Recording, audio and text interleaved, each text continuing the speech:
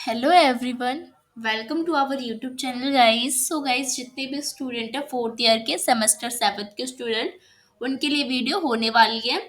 Semester fourth में, sorry, मतलब semester seventh में यानी फोर्थ ईयर में जिस भी स्टूडेंट ने हिस्ट्री मेजर ले रखा है, मीन्स हिस्ट्री में फोर्थ ईयर कर रहा है, तो उनके लिए वीडियो होने वाली है। उनके पास ये सब्जेक्ट होगा हिस्ट्री ऑफ रीजनल लिटरेचर, तो जिसके पास भी सब्जेक्ट है उसके लिए वीडियो है। और आज हम करने जा रहे हैं हिस्ट्री ऑफ रीजनल लिटरेचर का last unit, unit number fourth. Unit number first, second and third मैं ऑलरेडी करा चुकी हूँ। अगर आपने वो वीडियो नहीं देखी हो तो डिस्क्रिप्शन में आपको मैं लिंक दे दूंगी, या तो आप क्या करिएगा, आपको टेलीग्राम पे भी वैसे मैं लिंक दे देती हूँ, और आपको प्लेलिस्ट में मेरे चैनल के जाके आप हिस्ट्री ऑफ रीजनल लिटरेचर के नाम से प्लेलिस्ट मिलेगी आपको, बिल्कुल लाइन वाइज आपको वीडियो मिलेगी, वहां से आप देख सकते हो। चलिए हम वीडियो को स्टार्ट करते हैं देरी ना करके। सो वीडियो को स्टार्ट करने से पहले please I request to all, अगर मेरे चैनल पे फर्स्ट टाइम आए हो, ये चैनल को पहली बार तो देखा है, तो प्लीज़ चैनल को सब्सक्राइब करें एंड बेल आइकन को ऑन करें, जिससे सारी नोटिफिकेशन और सारी वीडियो आपके पास टाइम टू टाइम पहुंच जाए। ठीक है। डिस्क्रिप्शन में आपको मेरे टेलीग्राम का लिंक मिलेगा, वहाँ पे आप ज्वाइन हो सकते हो, और आप बिल्कुल free of cost he PDF Hindi medium या इंग्लिश मीडियम में मुझसे ले सकते हो। एंड साथ ही साथ आप मुझे मेरे इंस्टाग्राम पे फॉलो कर सकते हो, मेरी आईडी है इट्स चौधरी 7065। चलिए स्टार्ट करते हैं आज की हमारी वीडियो।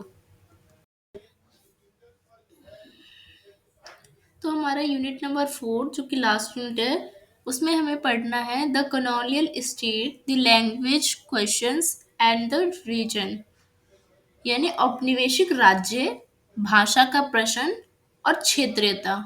यानी औपनिवेशिक काल में, कॉलोनियल पीरियड्स में राज्य कैसे थे, उसकी भाषा कैसी थी, प्रशासन की भाषा इंग्लिश थी क्योंकि कॉलोनियल पीरियड था, अंग्रेजों का शासन था।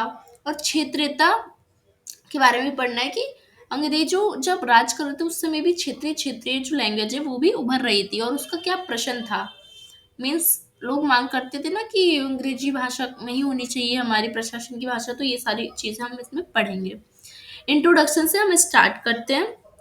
तो भारत में भाषा का इतिहास केवल भाषाई विकास का इतिहास नहीं है, बल्कि सत्ता, ज्ञान, संस्कृति, क्षेत्रीय पहचान, साम्राज्यवाद, राष्ट्रवाद, इन सभी से जुड़ा है भाषा।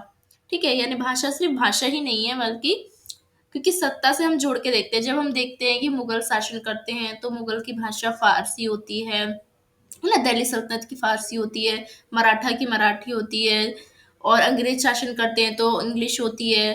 तो मतलब भाषा समझ रहे हो कि जब भी कोई सत्ता रहती है उसकी जो राज्य भाषा है, तो भाषा इंपॉर्टेंट रोल अदा करती है सत्ता में, ज्ञान में।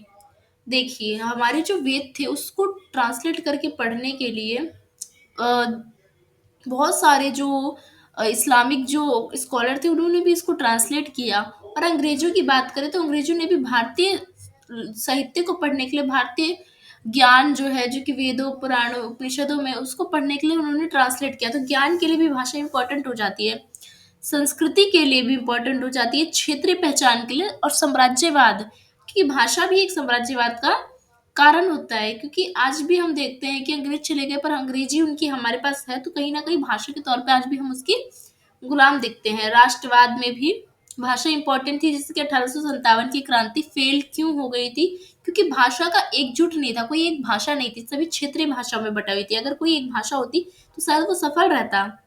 तो आधुनिक भारत के गठन में जिस प्रकार धर्म, जाति, वर्ग, राष्ट्रवाद और औपनिवेशिक नीतियों ने महत्वपूर्ण भूमिका निभाई है, सेम उसी प्रकार हम बात करें तो भाषा भी एक शक्तिशाली राजनीतिक उपकरण उभर कर आया है, जिसने सत्ता को, ज्ञान को, क्षेत्र को, धर्म को, वर्ग को, राष्ट्र को, इन सबको प्रभावित किया है। अगर मैं विशेषकर बात करूं तो 18वीं शताब्दी के बाद का जो टाइम था, उसमें क्या हुआ था, वहां से लेकर 20वीं शताब्दी तक, मतलब जब तक देश आजाद हुआ वाला टाइम जो हो गया, तब तक मध्य तक भाषा न केवल सामाजिक संरचना का साधन था, बल्कि ये प्रशासन, शिक्षा, जनगणना, प्रांत निर्माण, पहचान निर्माण, राष्ट्र की अवधारणा, इन सबकी बननी थी। क्योंकि भाषा नहीं होगी एक सिलेक्ट, प्रशासन, शिक्षा किस में दी जाएगी, जनगणना अगर करेंगे तो कैसे करेंगे, प्रांत का निर्माण कैसे करेंगे, है ना, ये सारी चीजें हमारी भाषा से रिलेटेड होती है। तो औपनिवेशिक शासन ने भाषा को एक तटस्थ सांस्कृतिक माध्यम के रूप में नहीं देखा। मतलब संस्कृति के तौर पे भाषा को नहीं देखा गया इस टाइम पीरियड पे कि हम देखते हैं ना हमारे कल्चर की भाषा, इस तौर पे नहीं देखा गया, बल्कि नियंत्रण के तौर पे देखा गया, वर्गीकरण के तौर पे देखा गया, शासन के तौर पे देखा गया और वैचारिक प्रभुत्व का औजार बना। मीन्स नियंत्रण, अंग्रेजी भाषा बोलने वाले लोग नियंत्रण कर रहे थे किस पे, कॉलोनियल पीरियड्स में भारत के लोगों पे, है ना। तो भाषा का नियंत्रण दिख रहा था। और उस समय हमारे भारत में फारसी बोलने वाले लोग थे, उर्दू बोलने वाले लोग थे, हिंदी बोलने वाले, सभी भाषाओं के बोलने वाले लोग थे, पर अंग्रेजी का प्रभाव था। वर्गीकरण इससे देखने को मिलता है। हमने देखा कि जो इंग्लिश बोलता है उसको हम थोड़ा एजुकेटेड एलिट टाइप मानते हैं। शासन और प्रशासन वैचारिक प्रभुत्व का औजार था। तो 1835 में मेकाले ने क्या करा था, और 1854 का वुडो स्पीच जो था, और 1882 का हंटर आयोग, और 900 जो 1904 का विश्वविद्यालय अधिनियम, ये सभी जो अधिनियम है, एक्ट है, ये बताते हैं कि औपनिवेशिक शासन जो था, जो अंग्रेजों का शासन था, उसमें भाषा नीति को सुविचारित राजनीति रणनीति के रूप में प्रयोग किया गया। मतलब भाषा को बिल्कुल एक औजार के तौर पे जनता को फुसलाने, बहलाने, उनको चलाने, उन पे शासन करने के रूप में किया गया। परिणाम स्वरूप ये देखा गया कि भारतीय भाषाओं में भीतरी प्रतिस्पर्धा पैदा हो गई। जैसे कि इन्होंने लड़ा दिया, तो हिंदू बनाम हिंदी उर्दू बनाम हिंदी हो गया, तो मुसलमानों की भाषा उर्दू, हिंदुओं की भाषा हिंदी, ऐसे भाषा में भी विभाजन, बांग्ला बनाम उड़िया भाषा, तमिल बनाम हिंदी भाषा, तो असमिया बनाम बंगाली आंदोलन जो हुए। तो ये सारी भाषा की लड़ाइयाँ हो रही थी, मतलब एक भाषा से दूसरी भाषा अलग हो रहा था, और भाषा के नाम पे बहुत ज़्यादा हमारे जो भारत के स्टेट है उसमें लड़ाइयाँ चल रही थी। तो इस दौर में भाषा केवल बोलचाल या साहित्य का विषय नहीं रह गया था कि साहित्य किस भाषा में लिखी जा रही है। अभी हम इससे पहले वाले यूनिट में पढ़ रहे थे ना, पर इस यहाँ तक आते आते साहित्य तक ये नहीं रह गया, और बोलचाल तक नहीं रह गया, बल्कि ये एक राजनीतिक का हिस्सा बन गया था। क्या क्या बन गया था, धार्मिक पहचान भाषा बन गई थी। देखिए, कॉलोनियल पीरियड के आने से पहले धर्म और भाषा का कोई लेना देना नहीं था। मानती हूँ मैं, मुगल की भाषा फारसी थी, मराठा की भाषा मराठी थी, ठीक है, पर ये लोग अपने भाषा को धर्म के नाम पे नहीं बोलते थे उस समय, ठीक है। हमें लगता है कि मराठा थे, मुस्लिम की भाषा थी फारसी, नहीं, उस समय ऐसा नहीं बोला जाता था। ये जो विचारधारा है ये अंग्रेजों के आने के बाद बनी। तो धार्मिक पहचान अगर भाषा की बनी तो ये अंग्रेज के टाइम पे बनी, जिसमें हिंदू और मुस्लिम धार्मिक पहचान बन गई कि हिंदुओं की भाषा हिंदी, मुस्लिमों की भाषा उर्दू होगी। क्षेत्रीय पहचान बन गई भाषा की, तमिल, तेलुगु, ओडिया, असमिया भाषा, ये सारी भाषाएं उभरने लगी, है ना। तो क्षेत्रीय पहचान भी भाषा को मिलने लगी। राजनीतिक संघर्ष होने लगा भाषा का, जैसे कांग्रेस बनाम मुस्लिम लीग, है ना, द्रविड़ आंदोलन, ये सारे जो आंदोलन थे और ये सारी जो पार्टियां थी, ये सब भाषा के लिए लड़ रही थी, संघर्ष कर रही थी। प्रशासनिक विभाजन ये भी हो रहा था उस समय, प्रांतों का गठन हो रहा था भाषा के नाम पे। आपको पता है आंध्र प्रदेश सबसे पहला राज्य था जो बना था भाषा के नाम पे बनने वाला, भारत का पहला राज्य। तमिलनाडु की अलग भाषा हुई, फिर कन्नाड जो कन्नड़ बोलने वाले उनकी अलग कर्नाटक दिया गया क्षेत्र उनको। बिहार से उड़ीसा, बिहार से झारखंड को भाषा के नाम पे अलग किया गया ना। उत्तर प्रदेश से पंजाब को अलग किया गया, उत्तराखंड को अलग किया गया। तो प्रशासनिक विभाजन हो रहा है, राष्ट्रवाद की भाषा बन रही है। अब हिंदी का उदय हो रहा है राष्ट्रवाद के तौर पे कि राष्ट्र की भाषा है, ये भारत की भाषा है, ऐसे कह के। तो मतलब ये सब भाषा का एक रूप चेंज हो रहा था इस समय पे। तो इन सबको नया रूप दिया भाषा ने। इसलिए इस यूनिट का मुख्य उद्देश्य क्या है कि औपनिवेशिक प्रश्न क्या है और क्षेत्र संघर्ष क्या है, और आधुनिक भारत में राज्य निर्माण में भाषा कैसे इम्पोर्टेंट रोल अदा करती है, यही हम जानेंगे। सबसे पहले हम जानते हैं औपनिवेशिक भाषा नीति और इनका दृष्टिकोण, यानी लैंग्वेज पॉलिसी एंड पर्सपेक्टिव। तो ईस्ट इंडिया कंपनी के काल में ज्ञान, शासन और अनुवाद की राजनीति हो रही थी, ठीक है। तो ईस्ट इंडिया कंपनी अंग्रेज ज्ञान प्राप्ति के लिए और भारतीय लोग पे शासन करने के लिए, और अनुवादित राजनीति यानी राजनीति का ट्रांसलेट भी कर रहे थे ये लोग। तो ब्रिटिश शासन के शुरुआती दौर, अगर 1757 जब प्लासी का युद्ध हुआ था और 1830 तक की बात करें, तो अंग्रेजों का मुख्य उद्देश्य था कि राजस्व संग्रह और प्रशासनिक नियंत्रण करना भारत पे, यानी टैक्स वसूलना यहाँ के लोगों से और प्रशासनिक नियंत्रण रखना। इसलिए उन्होंने स्थानीय भाषा को तुरंत समाप्त करने के बजाय उन्हें प्रशासनिक ढांचे में शामिल कर लिया। तो इस समय तक हम देखते हैं कि अंग्रेज जो इस राज्य में मतलब राज्य कर रहे हैं, तो उसकी भाषा अभी भी वैसे की वैसे उन्होंने छोड़ दिया, मतलब प्रशासन में भी क्षेत्रीय भाषा का उपयोग हो रहा था। पर जब 1770 आता है, उसके दशक से कंपनी ने फारसी, पहले मुगल प्रशासनिक भाषा को खत्म करा। ठीक है, फिर हिंदुस्तानी, बंगाली, मराठी, इन सब भाषा का उपयोग करना भी मतलब क्या हुआ था, शुरू हो गया था। 1781 में कलकत्ता, मद्रास और 1784 में एशियक सोसाइटी की स्थापना की गई थी। इन सोसाइटी की स्थापना इसलिए की गई थी क्योंकि भारत के जो लोग हैं, भारत के जो पुराण ग्रंथ है उसको अंग्रेज पढ़े, समझे, क्योंकि पढ़ेंगे समझेंगे, भारत पे इतना ज्ञान था, उन लोग को ज्ञान भी लेना था और भारत पे रूल भी करना था, तो भारत के समाज को समझना था उन्हें। इसलिए उन्होंने सोसाइटी की गठन की जिसमें उन्होंने हर चीज का इंग्लिश ट्रांसलेटर करके पढ़ा। 1800 में फोर्ट विलियम कॉलेज, जो कि कलकत्ता में है, खोला गया, जिसका उद्देश्य था कि भारतीय भाषाओं में अनुवादित पाठ्य सामग्री तैयार करना। यानी जितने भी मतलब अंग्रेजी पुस्तकें हैं उन सबको मतलब क्या करना, जो साइंस वाली चीज उसको भारतीय भाषाओं में करना। और ये पहला क्षण था जब औपनिवेशिक शासन ने भारतीय भाषाओं को अध्ययन की वस्तु और शासन का साधन बनाया। उनको पता लग गया कि अगर हमें भारत जैसे देश पे राज करना है, भारत की संस्कृति, भारत की कल्चर, भारत का समाज समझना पड़ेगा। और ये समझने के लिए उनकी पुस्तकें पढ़नी पड़ेंगी, जिसके लिए हमें हिंदी भाषा सीखना होगा, भारतीय भाषा सीखना होगा। तो उन्होंने ये भाषा सीखी। तो औपनिवेशिक राजनीतिक का मूल सिद्धांत क्या था, जिस पर शासन करना है उसकी भाषा को नियंत्रित करो। तो इसलिए नियंत्रित करने के लिए वो लोग ये भाषा सीख रहे थे। तो ओरिएंटलिस्ट बनाम एंग्लिसिस्टिक विवाद हो रहा था। ठीक है, ओरिएंटलिस्टिक बनाम जो एंग्लिस्ट जो विवाद था, उस वो जो 1820 से 1835 के बीच एक बड़ा विवाद उठा। क्या भारत में शिक्षा भारतीय भाषाओं में दी जानी चाहिए, ठीक है, या अंग्रेजी भाषा में देनी चाहिए? ये बड़ा मुद्दा था और ये बहुत बड़ा क्वेश्चन था। तो कहा जाता है कि इस विवाद में भारत में भाषा सत्ता संबंध की दिशा निर्धारित हुई थी कि भारतीय लोगों को किस भाषा में शिक्षा दी जाए।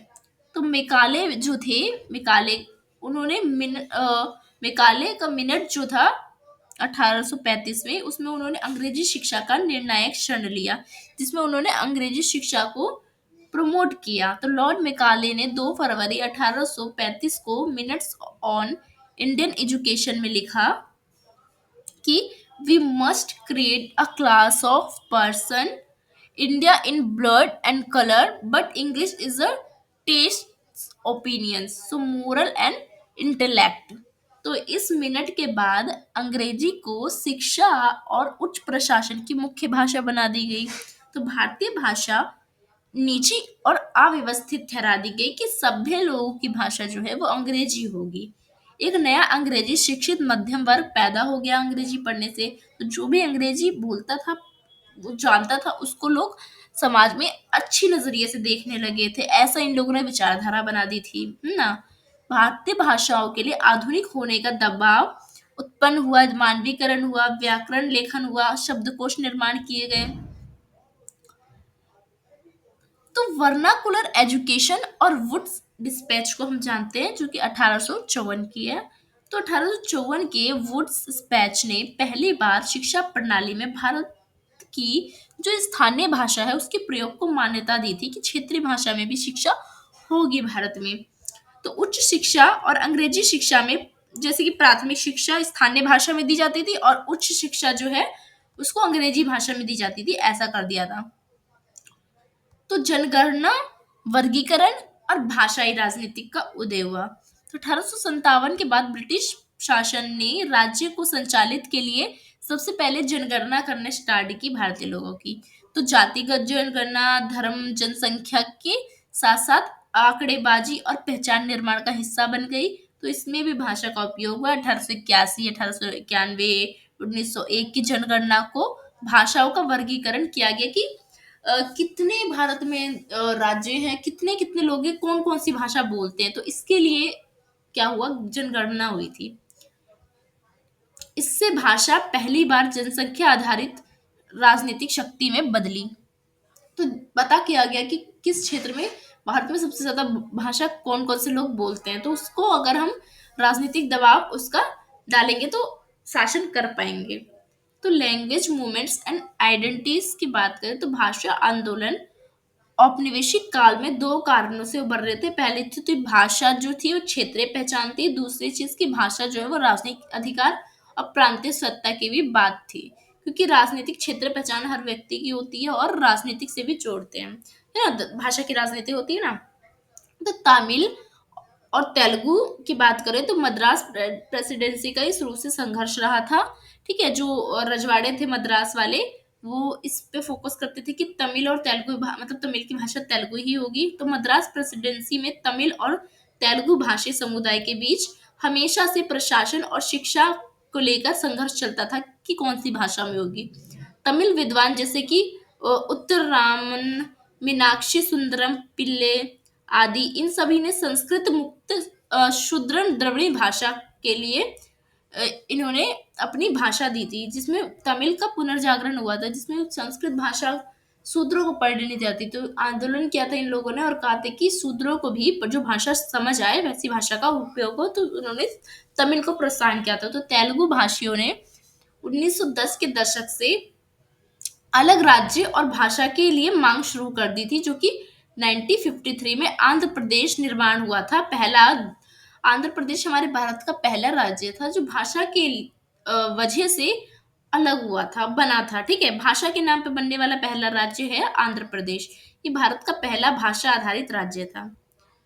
उड़िया भाषा आंदोलन की अगर हम बात करें तो बंगाल में ये विद्रोह चल रहा था, क्योंकि बंगाल में ज्यादा से ज्यादा लोग बंगाली बोलते थे और जो उड़ीसा के लोग हैं ना वो भी बंगाल के इधर ही पहले था मिला हुआ। ठीक है, तो मतलब उड़ीसा पहले नहीं बना था, तो बंगाल में ही उड़िया बोलने वाले लोग रहते थे। 19वीं सदी में उड़िया को भाषाई रूप से अशुद्ध कहकर बंगाली लोगों ने इसको मिटाने का प्रयास किया, परंतु मधुसूदन दास और गोपाल बंधु दास जैसे नेताओं ने उड़िया भाषा को संस्कृत और राजनीतिक पहचान देने के लिए उन्होंने क्या करा, 1936 में उड़ीसा प्रांत का निर्माण किया। ठीक है, तो इतिहास में पहला प्रांत जो भाषा के आधार पर बना था वो था आंध्र प्रदेश और दूसरा उड़िया। तो उत्तर पूर्व भारत में भी हम देखते हैं असमिया बंगाली आंदोलन होता है और मिशनरी प्रभाव भी इस पे देखने को क्योंकि मिलता है। 1836 में ब्रिटिश शासन ने असमिया को हटाकर बंगाली को शिक्षा और प्रशासन की भाषा बना दिया था, है ना, अंग्रेजों ने। इससे क्या हुआ, असमिया लोगों को दिक्कत होने लगी। असम जो असमी बोलते थे उनको नौकरी नहीं दी जा रही थी, उनको नीचा दिखाया जा रहा था, तो इसलिए मांग हुई और एक अलग राज्य असम बनाया गया था भाषा के नाम पे। ठीक है, तो नेशनल और टू रीजनल की बात करें, भाषा राष्ट्रवाद और मानकीकरण, तो हिंदी उर्दू विवाद शुरू से रहा है भाषा और धर्म की राजनीतिक में। 19वीं सदी के बाद उत्तर भारत में हिंदी उर्दू विवाद शुरू हो गया था। लोग कहने लगे थे उर्दू जो है वो फारसी लिपि की भाषा है और मुस्लिम अभिजात वर्ग इसका समर्थन कर रहे थे, और हिंदवी जो है वो देवनागरिक आर्य समाज हिंदू की भाषा है। तो भाषा को अब क्या है, धर्म के नाम पे देखने लगे। उर्दू मुसलमानों की भाषा है, हिंदी हिंदुओं की भाषा है। तो 1900 से 1940 के बीच यह विवाद सांस्कृतिक नहीं थी बल्कि धार्मिक राजनीतिक संघर्ष बन गया था। मुस्लिम लीग ने हिंदू को मुस्लिम पहचान और कांग्रेस ने हिंदी को सपोर्ट किया, जिससे धर्म और भाषा एकजुट में आ गई। हिंदी का मानकीकरण कब हुआ, जब खड़ी बोली का चयन हुआ। 19वीं सदी में ब्रज, अवधी, कोरवी, भोजपुरी जैसी बोलियां जो है वो खड़ी बोली में आती थी। भारतेंदु हरिश्चंद्र, महावीर प्रसाद त्रिवेदी, राजा शिव प्रसाद सीट, इन सब ने मिलकर क्या करा, सांस्कृतिक रूप से हिंदी को बढ़ावा दिया और राष्ट्रभाषा के रूप में हिंदी को बनाने के लिए बहुत प्रयास किया। तमिल बनाम हिंदी जो आंदोलन है, द्रविड़ आंदोलन, वो चलता रहा है, आज भी भाषा के नाम पे होता रहा है। देखा है आपने, न्यूज़ देखते हो तो। 1930 के दशक से द्रविड़ आंदोलन ने हिंदी थोपने का विरोध किया। द्रविड़ लोग कहते हैं कि हम पे हिंदी थोपी जा रही है, हम हिंदी नहीं बोलेंगे। तो 1965 में जब केंद्र सरकार ने हिंदी को एकमात्र राजभाषा बनाने का प्रस्ताव लागू किया था, तो तमिलनाडु में भारी विद्रोह हुआ था, आत्मदाह हुआ था और हिंसक प्रदर्शन हुए थे कि हिंदी जो है वो राज्य भाषा कैसे बनी। अंग्रेजी फिर को शहर राजभाषा फिर बनाई गई। तो थ्री लैंग्वेज फॉर्मूल जो 1968 एक्ट है वो लागू किया गया। मतलब समझ रहे हो, हिंदी के लिए भारतीय लोग विरोध कर रहे थे, पर अंग्रेजी भाषा को वो एक्सेप्ट कर रहे थे। स्वतंत्र भारत में भाषा आधारित राज्यों का भी निर्माण हुआ 1956 से। ठीक है। तो स्टेट रिकॉग्नाइजेशन एक्ट 1956 के तहत भारत को भाषाई आधार पर नए नए राज्य बनाने के लिए एक्ट आया था, जिसमें कर्नाटक भाषा के आधार पर कन्नड़ बोलने वाले के लिए, केरल, महाराष्ट्र मराठी बोलने, गुजरात गुजराती, असम, पंजाब आदि ये सब राज्य का निर्माण हुआ था भाषा आधार पे। भारत में राष्ट्रीय निर्माण भाषा एकता पर नहीं है, भाषाई विविधता की मान्यता पर है। तो हम निष्कर्ष में क्या देखेंगे, हमने क्या पढ़ा इसमें, कि भारत का भाषाई इतिहास स्पष्ट हमें ये बताता है कि भाषा कभी भी एक संचार का माध्यम सिर्फ नहीं रही है।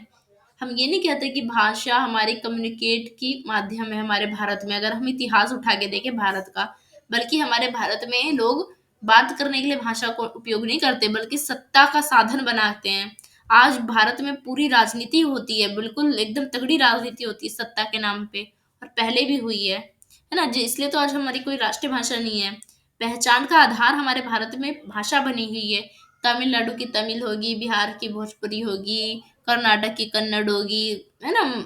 ये बन रखी है, संस्कृति का वाहा है, अपनी संस्कृति को बताना चाहता है। अगर जैसे कि तमिल संस्कृति को जानना है, बिहार की संस्कृति को जानना है, राजस्थान की संस्कृति को जानना है, गुजरात की अगर आपको संस्कृति को जानना है, तो इनकी पुस्तकों से पता लगेगा ना, इनकी क्षेत्रीय पुस्तक से, और इनकी क्षेत्रीय पुस्तक इनकी क्षेत्रीय भाषा में होगा।